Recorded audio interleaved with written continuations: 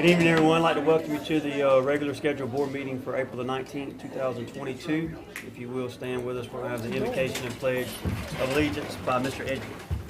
Please bow your heads. Dear Heavenly Father, thank you for another beautiful day at the Golden Isles. Thank you for all of our teachers, administrators, and staff. I would like to pray for the comfort, strength, and healing of our companion, Mike Blackerby, and I ask that you be with his family as he recovers from his medical concerns. I also would like you to pray for this board as we make decisions that affect all children of this community. We ask this in your precious name. Amen. Amen. Pledge allegiance To the flag of the United States of America and to the republic for which it stands, one nation, under God, indivisible, with liberty and justice for all. Thank you, Mr. Edgeworth. Okay, we'll jump into the spotlight of Glynn County by Ms. Tate. Hey, good evening, everyone. Good evening. Good evening. Glynn Academy is among 88 other schools across the state to be named a 2022 AP school. According to the College Board's latest report, Glynn Academy was named an AP School of Distinction, AP STEM School, and AP STEM Achievement School. However, they were also designated an AP Expansion School, a first in the school's history. This means that AP student participation has grown by at least 25% from May 2020 to May 2021, and a minimum of 25 students tested in May 2020.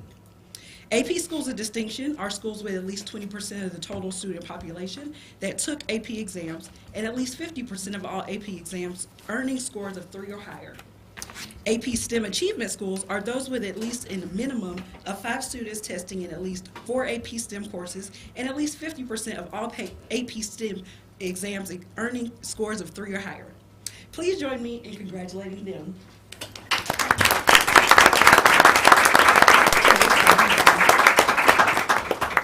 Sorry guys, I'll be very brief. I couldn't do this or take this award or announce this without giving the credit where credit is due. Our school had a school improvement plan that said we wanted to increase the rigor at Glynn Academy for all students, not necessarily to go to college, but to have that as an option for any student. So we made a conscious effort to identify all the students in Glynn Academy's campus that could be eligible to take AP classes and encourage them to do so. Not only was that a conscious effort by our counselors, but also our API and our admin team and our school improvement, all of them. But once those students were in those classes, these folks you see behind me are just a small contingent of our AP teachers who got them to those 3s, 4s, and 5s. When you heard that school of distinction, that's not that they just took a test. They took a test and got college credits and are moving on with that as free college moving forward that almost any school in the country will take.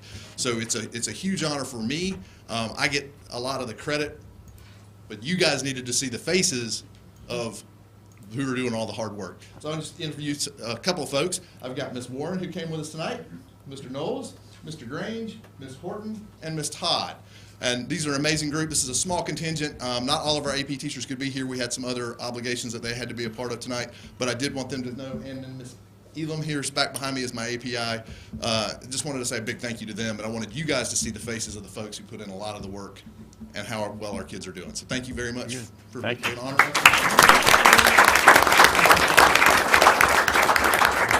Well, we certainly do appreciate all of y'all before you step out real quick, just so we can give our thanks. And I know that a lot of times it's a thankless job. Trust me, we understand that from your perspective. But thank you so much for the time that you put in, not only away from your family, but with our kids and all the things that you do for us. So we certainly appreciate it. And prepping those kids for the future and to be better citizens, regardless of where they go or what they do, but just the rigor that you guys instill in them helps them to be better people. So we certainly appreciate that. So thank you from all the board. We appreciate you. Thank you for giving us the opportunity to come here. Well, thank you so much. We appreciate it. Keep up the good work. So thank you again. Thank you. Thank you.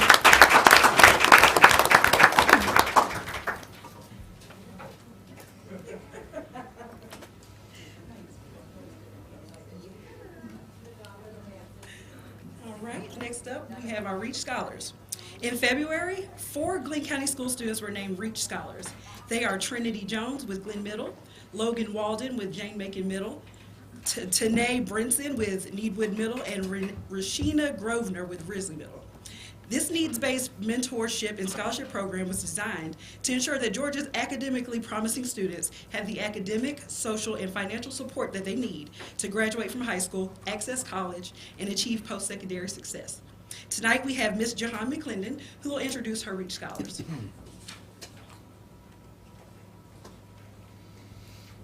Good evening, everyone. Hey. As Ms. Tate said, we have our class of 2026 REACH scholars.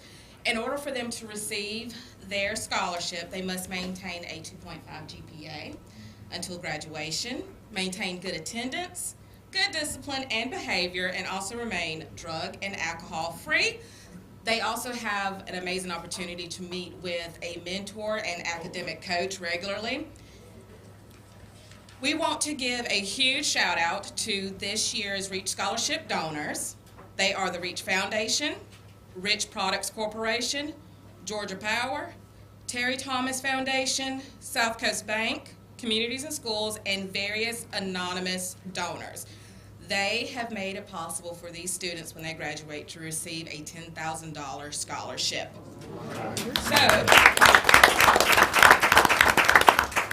We would like to take this time to introduce you to this cohort. First up we have Trinity Jones. She is an 8th grader at Glynn Middle School. Next we have Logan Walden. He is an 8th grader at Jane Macon Middle School. Unfortunately, Tanya Brinson could not be here tonight, but she is an 8th grader at Needwood. And last but not least, we have Miss Rashina Grosvenor. She is an 8th grader at Risley Middle School.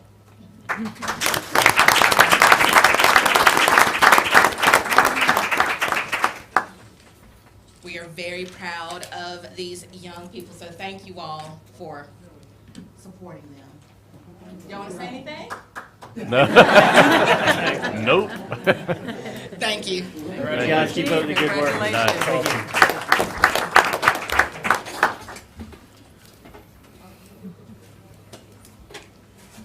And that concludes my portion of the agenda. Thank you. Thank you, Ms. Tate. Sorry, guys, I'm just going to jump in because I'm kind of like this.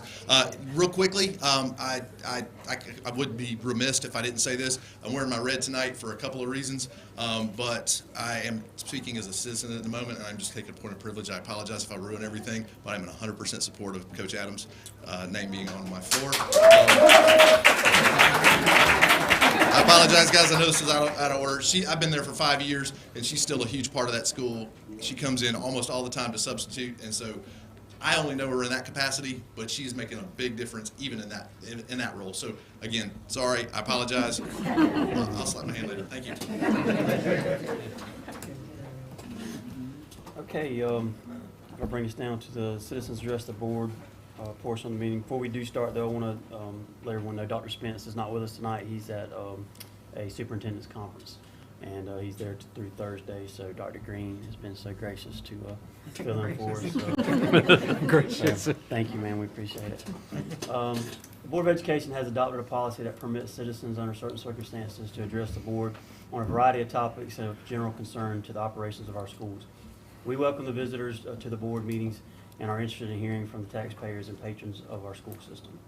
We have a few simple rules for public comment. Each person wishing to address the board must sign this roster.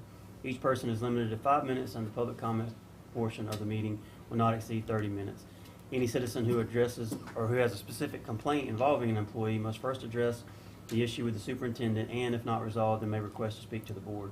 However, certain matters involving personnel and students must be heard in closed session. The superintendent will inform you whether your complaint is one that should be heard in executive session with the board. By signing this sheet, you are agreeing to abide by these rules. And tonight, our first participant is Ms. Rachel Weaver Hall. Good afternoon. Good afternoon. As he said, I'm Rachel Weaver Hall. I'm a 1988 graduate of Glynn Academy. I played basketball, ran track, cross country under Coach Teresa Adams. This afternoon, I believe every student, parent, coach, teacher, or any member of the community would wholeheartedly support the new gym being named in honor of Teresa Adams. As a proud student athlete under Coach Adams, she empowered me as a person, athlete, and she taught me character. These attributes I taught into my adulthood, and I taught them to my children.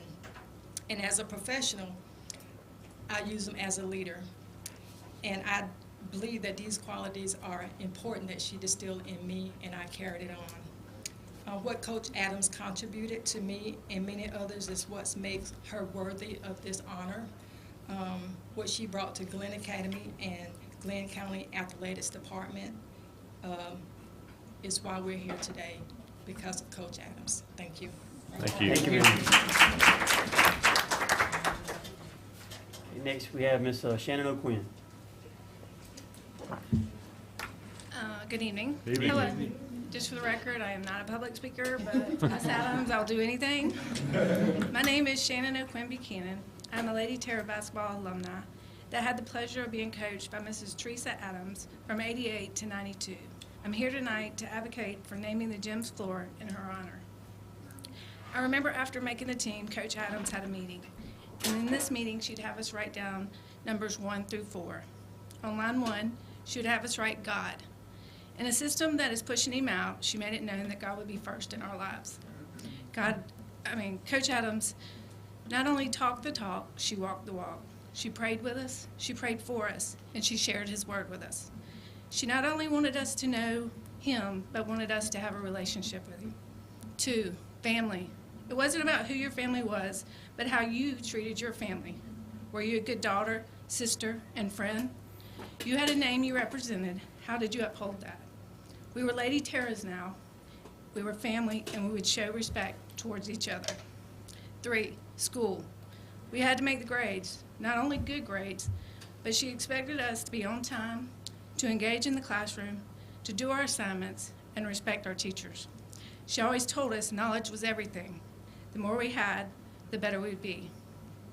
4, basketball. All she asked was to give 110%. Basketball wasn't just a season, it was year-round. You played basketball, you were in shape, so you did track. She opened the gym during the summer for shoot-arounds. We didn't go to one camp, we went to 2 camps. And she was there every second of the way. In the fall, we'd run cross-country to get in shape to do it all over again. Numbers 5 through 100 could be anything else, but we're to keep those 4 in that order, and great things would happen. In a world that struggled with discrimination, there's none in her house. We were Lady Terras, and that is what defined us. During my senior year, we had no superstars or college prospects. We had a shooter, a dribbler, a rebounder, a blocker, and whoever went out the 5th slot. Our team made it to the state playoffs that year, not because we were superstars, but because she believed in us. That's what coaching's all about. Coach Adams could have left at any time to go anywhere, but she stayed, because she's a true Lady Terra. I could list her countless awards, but we all know she's a great coach. It's the things that I just spoke of why she's a living legend that continues to give into our community. Whether you put her name on every step that we climbed, on the backboard for all the hours of free throws we practiced, on the court for the countless suicides we ran, or over the locker room where we gathered, prayed, and prepared for the next battle, whether it was basketball or life. That gym is her house, and she deserves to have her name all over it. Thank you in advance for considering our legendary Lady Terra, Coach Teresa Adams, for such a noble recognition.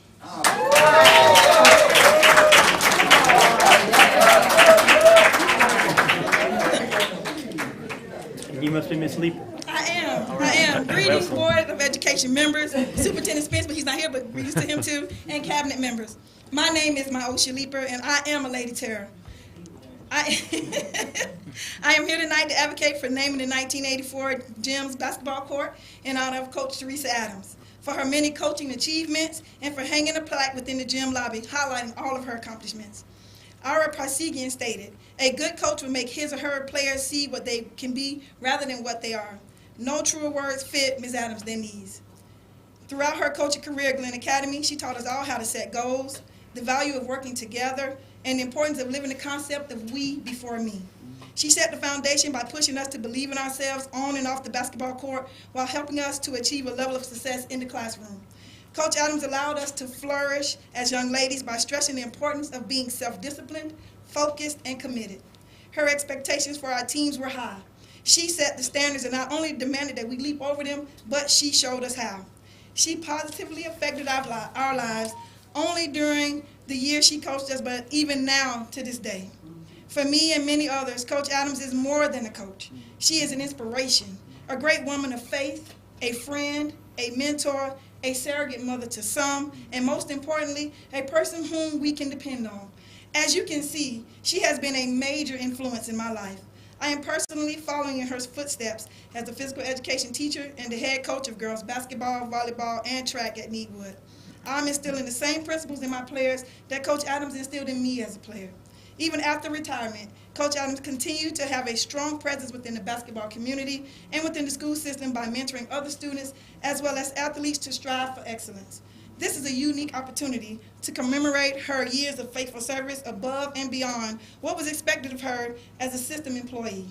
It is always a privilege to honor others while they are still among us to appreciate it. Therefore, I am here tonight, along with other fellow Lady Terrors, asking you to honor her in a way that is befitting and prestigious. Thank you for listening.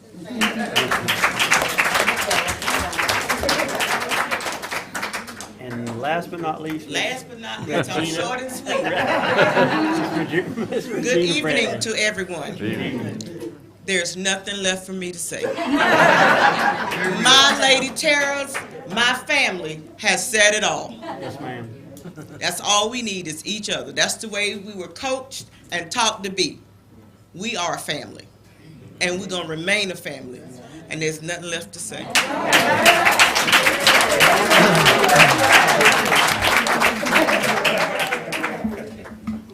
All right. That'll bring us down to the approval of the agenda. I will entertain a motion for the approval. So move. Motion by Mr. Halsey, second by Ms. Gibbons. Any discussion? All those in favor? It's unanimous. Thank you. Can I say one thing?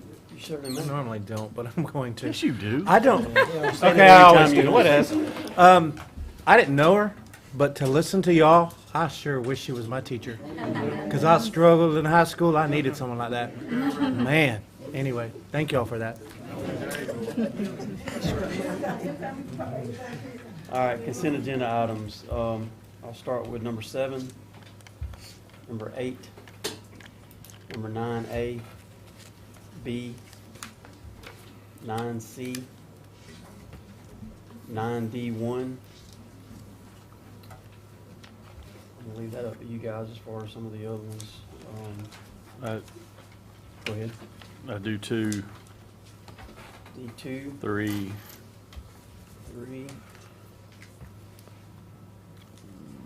E. There's nothing there. we have E. Can we go back to D6, Yes, sir. D8, Yes, sir.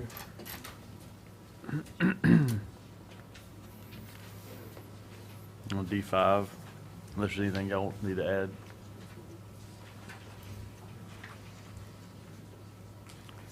You good with that? What about D9? You have to do that? Haven't seen that part yet. I'm getting there. Yeah.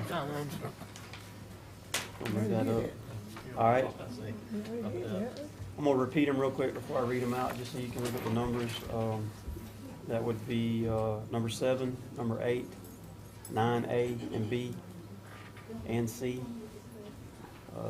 Be D1, 2, 3, 5, 6, 8, and E. Do I hear any additions or deletions? I mean, you might have a problem with 11, D11. I don't have trouble with any of them. I have trouble with But- So we will add 11. Okay. Any additions or deletions before I read them back? Okay. I'm gonna go take a vote and then I'll read it back. Okay. I'll entertain a motion for the consent agenda items. Motion Second. by Dr. Yergis, second by Mr. Hosey. All those in favor? It is unanimous. Those items consist of the approval of the March 3rd, 22 work session meeting minutes, the approval of the March 8th, 22 regular board meeting minutes, personnel, field trips. 9C is facilities committee. 9D1 is the financial report. 2 is approval of the E-rate agreement. 3 is approval of the FY23 Infinite Campus renewal. 5 is approval of the Eureka Math Squared. 6 is approval of the Goodyear cafeteria furnishings. 8 is approval of the Naviance. Is that how you say that? That's what I said, Naviance agreement. 11 is the approval of the change order for Golden Isles Elementary, and E is the policy committee meeting. We did review all these in the work session on Thursday. Some of them do have some numbers that we want to go over as well, so thank you very much. Stating that, that would bring us down to 9D4, which is the approval of the SWSS contract amendment. Yes, sir. And Dr. Whitehead and Dr. McKinnon are going to address that one specifically. Yes, ma'am. Thank you. For the strategic waiver system, school system contract amendment. This amendment provides an extension of that contract through June 30th of 2025. Again, this is in response to the lack of data to have the CCRPI results to gauge performance on the contract that would have been reviewed this summer. And so the state has prepared the template for all systems to extend that because of the lack of data for the last 2 years. Any questions for Dr. Whitehead or Mr. McKenna? Nope. Okay. Hearing none, I'll entertain a motion to approve the strategic waiver amendment. So move. Second. Motion by Mr. Halsey, second by Vice Chairman Ed Sams. Any discussion? Close enough. Wrong side. Any discussion? All those in favor? It's unanimous. Thank you, ladies. Thank you.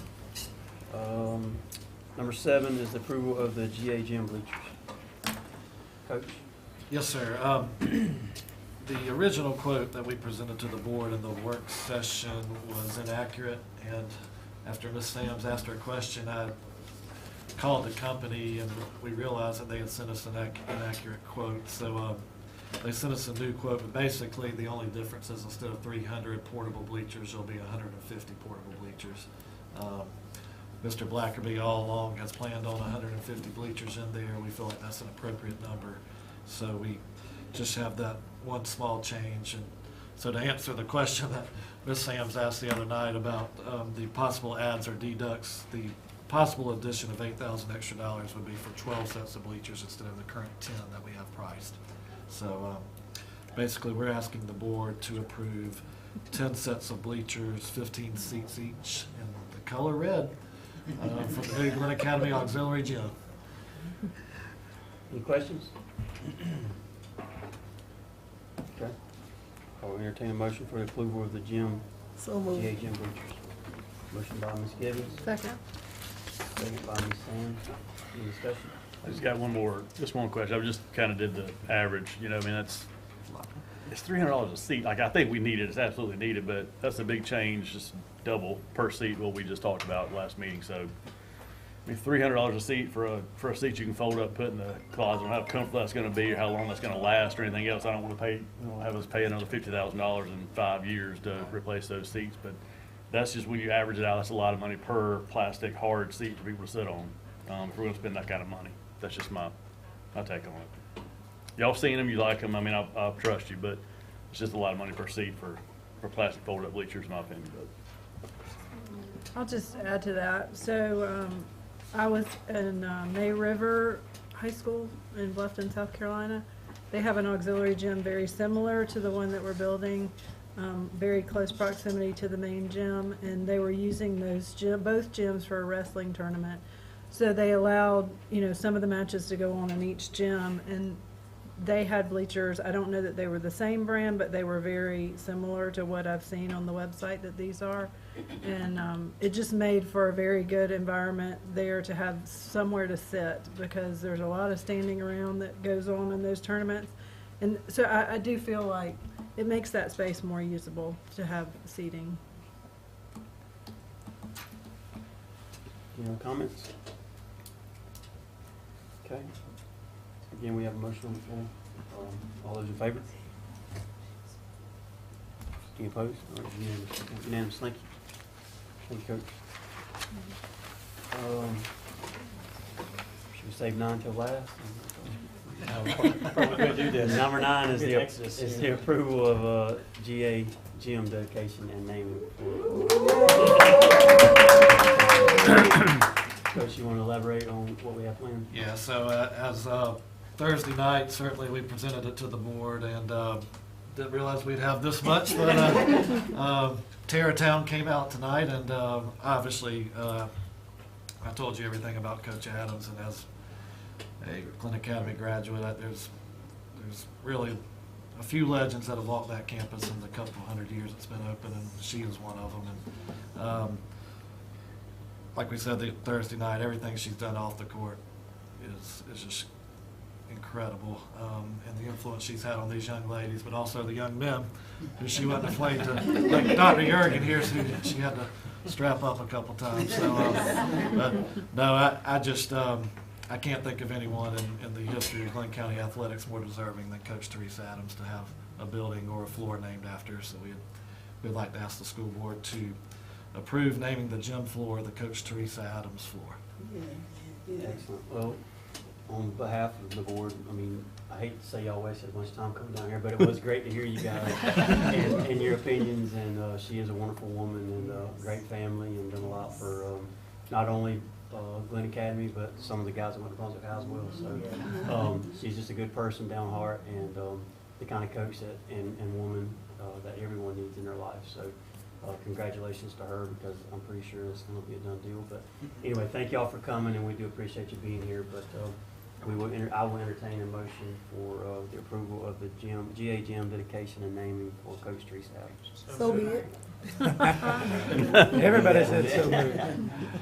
Ms. Gibbons approved on second by Dr. Jurgen. Any discussion? Just one comment, if I may, please. Yes, I don't want to belabor it, but you know, even though I'm a pirate, I grew up. I grew up a Terror. You know, my dad is an assistant principal and coach there, so that's how I got to know Coach Adams. And you know, the one thing that's special about her, in my opinion, I can't think of anybody more deserving. But one thing that's really special is I saw her at a Needwood cross country meet this fall.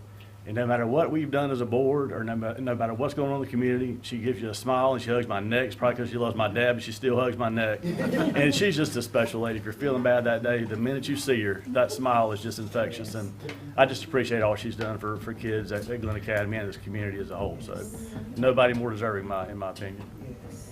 Mr. Chairman. Yes, sir. As a true Glynn Academy. I've got kids at Glynn Academy.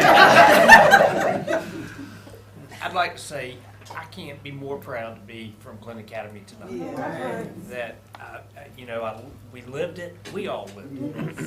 And to this day, she still remembers each and every one of her players, students.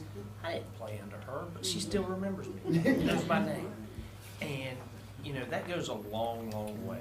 I mean, like Coach Waters just said, a true legend. 200 years, there's only a couple, and she's one of them. So, with that said, I'll rest. Any other comments? I definitely think that I should speak on behalf of Dr. Spence and say that he is in full support of this decision. I spoke with him this morning, and he even forwarded an email that from another player who supported it. I'm a Wildcat graduate, but we feared Coach Adams' terrors for sure, and I definitely say that even in Camden, she was extremely respected, and her name, you know, you say her name, people know her outside of this area. So we're definitely in full support as a district as well. Thank you, ma'am. All right, all those in favor? As usual.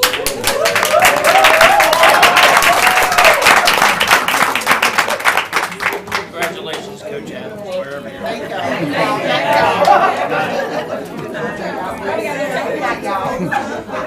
We're not finished. Wait, yeah, wait.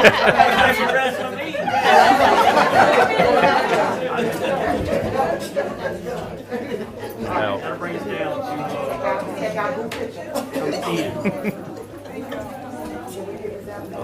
to approval of the purchase of vehicles for the special education department. I think Dr. McKenna is going to Yes, sir. speak to that along with Dr.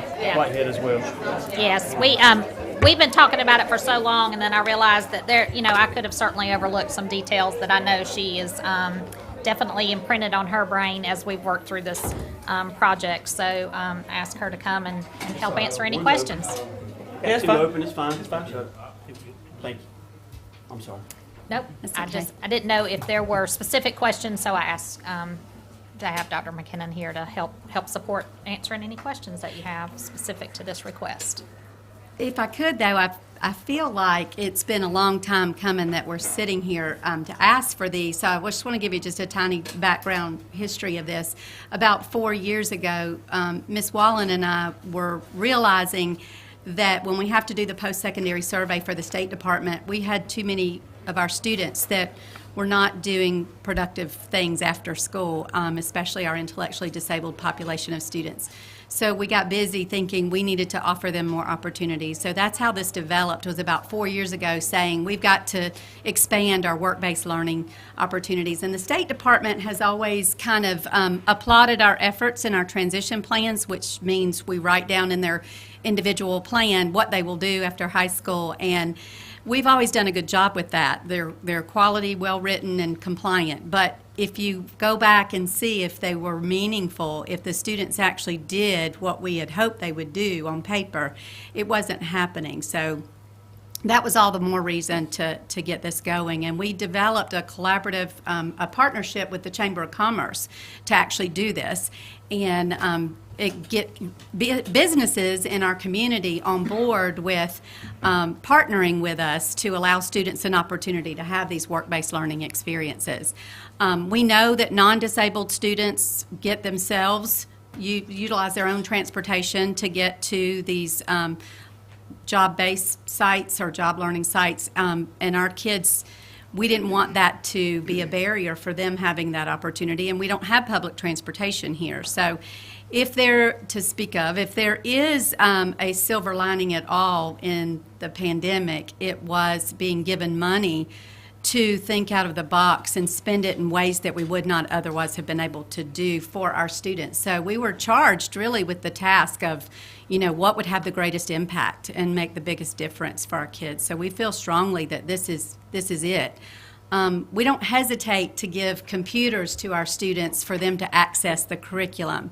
For our students, these vehicles will allow them to access their curriculum on a job site like a computer does for most of our kids.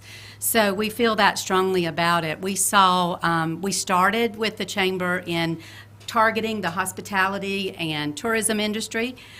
So that put us in multiple locations at on the islands and in the mainland. We had kids that participated that were eager to do so and businesses that were on board with us, but we were seeing real quickly the difficulty in making it happen because we had multiple kids from both high schools having to be in all these places. We had transportation issues, no fault of theirs. It was solely related to the bus driver shortage. So we had problems with kids being picked up late or dropped off late or picked up early. They weren't able to get back to their class. They don't do this all day. It's just a window of opportunity for them to do this and get back to their classes. So it was not working out. We had businesses drop out of participating because we were leaving kids there and getting phone calls that they had not been picked up. So it might have been because a bus driver had to be out that day or there was some issue and there was no sub available to get them, and there was, just last minute things that were a problem. So it's been, that was a huge hindrance in making the program work and expanding it. So we had ideas of looking into landscape and retail, and we still want to do that. We think we have businesses that are on board. We have plenty of kids, about 16 just right today that want to start in the fall. And there's not going to be a way to do that without some support in getting them there. And that's the history. That's the why behind it. Just thought you ought to know that piece. And I don't really know what was given to you or what you were told before, but And this is the grant, or I guess the funding comes through your grant, correct? It is. There was a total of, through the ARP money, the American Relief money, we had what feels like an extra $600,000. So this is just a portion of that. I mean, and it's actually a small portion. It came to 140 something, 140 or 195,000. Yeah, yeah, for 4, 2 at each high school. We're also having the same issues in getting our kids to these sites, or getting them to their curriculum-based instruction. There's a difference. The work-based learning sites provides pre-vocational, on-the-job learning and coaching. The curriculum-based instruction is like going to other volunteer organizations or grocery stores that's tied to lesson plans. So, but both of these activities are tied to the goals that they have on their individual education plans that are written for them because they are a student with disability. So it's something that we know that they need for life, and we don't want to be hindered by transportation issues, and we would have been hindered had we not had these extra funds to open this door for them. Thank you, Dr. McKinney. Any questions for Dr. Whitehead or Dr. McKinney? How many days, is it 5 days a week? They go twice, it's every day? Every day. Okay. Every day. We have a level system for most of the kids that participate. Now, the work-based learning, we have them going every day. Right. Those are our milder intellectually disabled students. The ones in our access programs that struggle, depending on the level of capability, they go out more or less, depending. Mr. Chair, I don't like to normally bring my children into this, but in this situation, we are personally affected. I've seen the rewards of this program with the special needs students. It's helped my family. My kids wash dishes now. They went to Fox's for, I don't know, 6 months, and now they know how to clean up the kitchen. And there are multiple, different places for multiple classes at each school that need to get to places in a certain time frame. And, I get it. I thought about that, the big minibus that we have, but then you're transporting 4 or 5 people at one time. That's right. And, to do it in an hour, hour and a half, however long they need to be at the workplace, by the time you drop one off, you got to come back and pick them up. That's exactly So, right. It is an extra expense, but we've spent things on other things, right? And I think this is a well-used money. Well, and I want to add, too, that I'll tell you, I was first told no by the DOE budget liaison that I have to go through, and I ended up talking to her further, and it was solely because they've never done this before. And so I said, well, can we revisit this? Can we talk again? And we scheduled another time, and she met with a committee at DOE and brought back a bunch of questions. And I sat with her on the phone and probably spent 45 minutes telling her why we wanted to do this and the purpose behind it and how we would utilize it. And at the end of the conversation, I said to her, this money has been given to us, and if this is not approved, you're going to force us to look for ways to spend the money that is not necessarily something that is as useful or needed as this would be to our kids and have as big of an impact. And I really think that that's what kind of sold them on it, is you're going to make us go out and look for other things to spend it on because we're not going to just give it back, we've got it. We're going to spend it, on what would benefit our kids. And so we really do think that this will be, give us the return that we're looking for meaningful transition. And we also have the REACH program at the college, and we're hoping to expand that program because of kids participating more before the age to get there.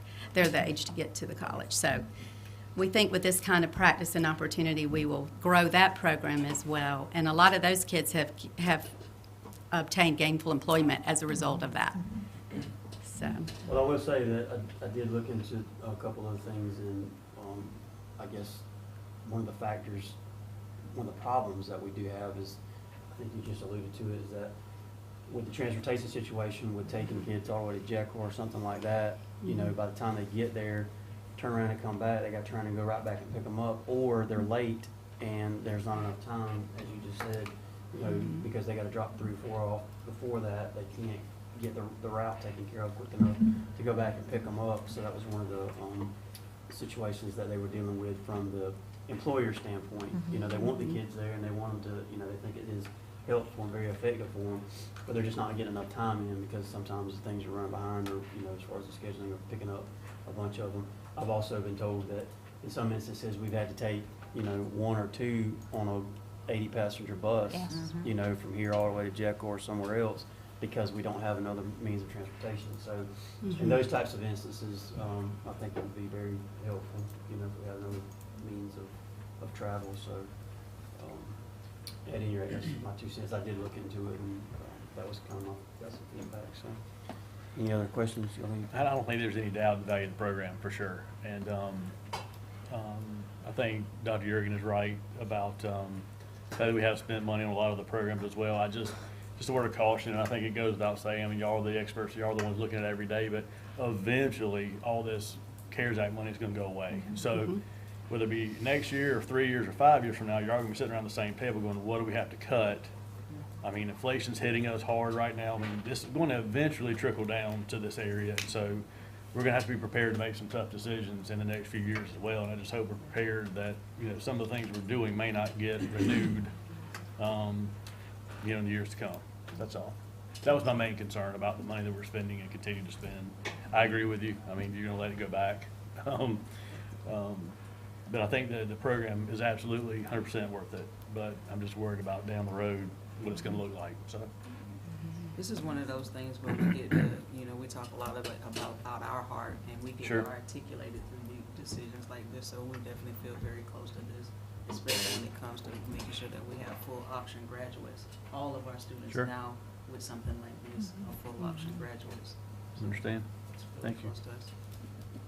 Thank y'all very much. Chair, I'll make the motion that we approve Wade Ford for $195,562.40 for the vehicles needed for the program at a cost of, those are 2022 Ford Expedition XLTs for the cost of $48,809.60 per vehicle. Second by Dr. Yergin. Any further discussion? All those in favor? Thank you very much. Thank you. Thank you. Thank you. Good work. Thank you, Dr. Thank you, Dr. All right, do we have any executive session? Sure, Dr. We do? Okay. Hearing none, I'll entertain a motion to adjourn. Motion by Dr. Yergin, second by Ms. Gibbons. Any discussion? All those in favor? Opposed? All right, we're adjourned at 6:43. Thank y'all very much.